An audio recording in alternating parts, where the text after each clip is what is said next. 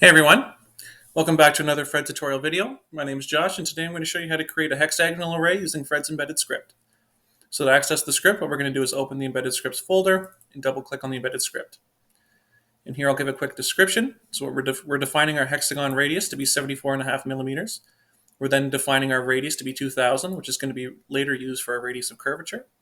We then take the spacing between our hexagons to be 130 millimeters, our z position 0, and the RHO factor is going to be our aperture boundary of 400.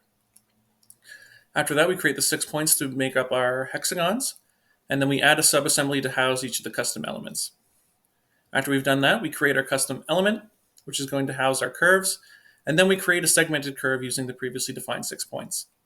After we've done that, we're going to shift each of the hexagons into their position on the array, and then we're going to convert the segmented curves into aperture curves. After we've done that, we're going to create our trimming aperture. Here, as I said above, we define our radius of curvature to be 1 over the radius, which is 2000.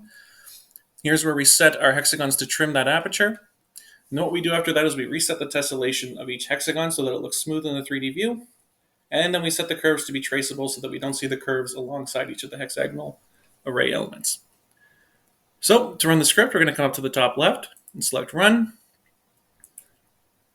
And moving into the 3D view, we can see each of our hexagons being populated as the script runs. And once it's complete, you can see here that we have successfully created a hexagonal array. And there you go. As always, CBS is here to help support all Fred users, and keep an eye out for more helpful content just like this.